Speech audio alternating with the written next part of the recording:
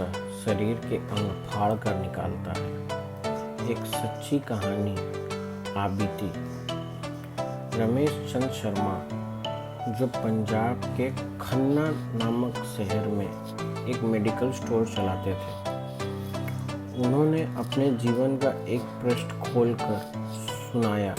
रमेश चंद शर्मा का medical store, जो कि अपने स्थान के कारण काफ़ी पुराना और अच्छी स्थिति में था, लेकिन जैसे कि कहा जाता है, धन एक व्यक्ति के दिमाग को भ्रष्ट कर देता है, और यही बात रमेश चंद जी के साथ भी घटित हुई। रमेश चंद जी बताते हैं कि मेरा मेडिकल स्टोर बहुत ही अच्छी तरह से चलता था और मेरी आर्थिक स्थिति बहुत अच्छी थी। अपनी कमाई से मैंने ज़मीन और कुछ प्लॉट खरीदे और अपने मेडिकल स्टोर के साथ एक क्लिनिक, लेबोरेटरी भी खोल लिया। लेकिन मैं यहाँ झूठ नहीं बोलूँगा, मैं एक बहुत ही लालची किस्म का आदमी था, क्योंकि मेडिकल फील्ड में दुगने नहीं बल्कि कई गुनी कमाई होती है। शायद ज़्यादातर लोग इस बारे में नहीं जानते होंगे। मेडिकल प्रोफेशन में 10 रुपये में आने वाली दवाई आराम से 70-80 रुपये की बिक जाती है।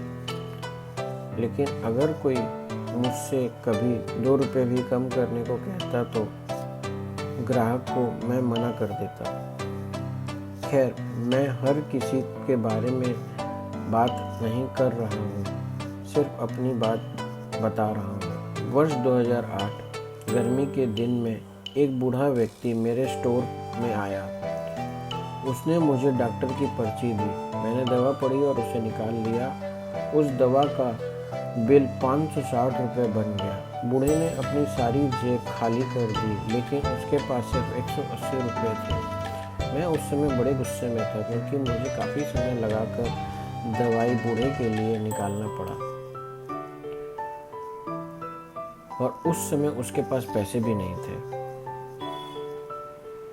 बूढ़ा दवाई लेने से मना भी नहीं कर रहा था, क्योंकि शायद उसे दवाई की ज़रूरत थी। फिर उस बूढ़े व्यक्ति ने कहा, मेरी मदद करो, मेरे पास पैसे नहीं हैं, मेरी पत्नी बीमार है, मेरे बच्चे भी मुझे नहीं देखते, मैं अपनी पत्नी को इस तरह वृद्ध अवस्था में मरता हुआ नहीं देख सकता।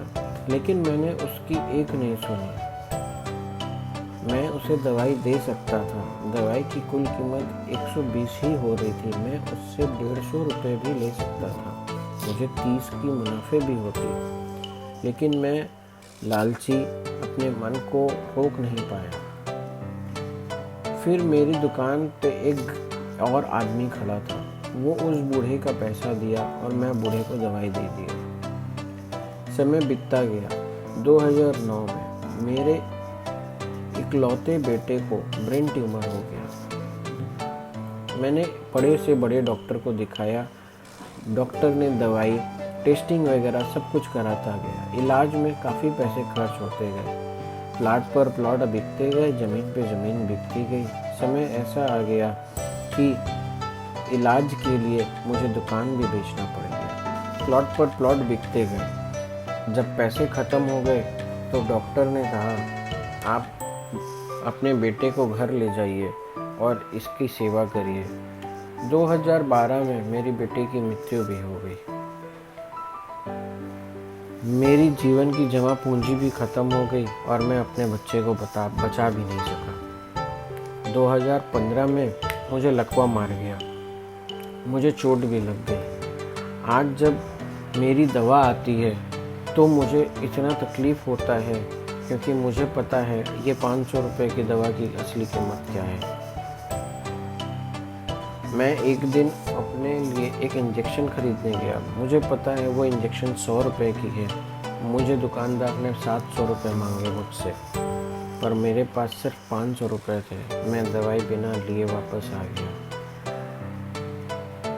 उस समय मुझे ये लगा कि इंसान को अपनी मेहनत की कमाई ईमानदारी से कमानी चाहिए। पेट सबके पास है, कमाना सबको ज़रूरी है, पर ईमानदारी से।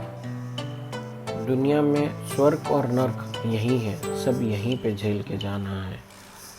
मुझे ये लगता है कि आज मैं अपने नर्क यहीं देख रहा हूँ।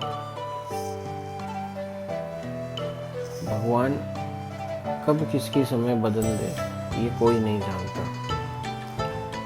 जीवन एक शतरंज है, आपके हर चाल के बाद अगला चाल भगवान चलता है।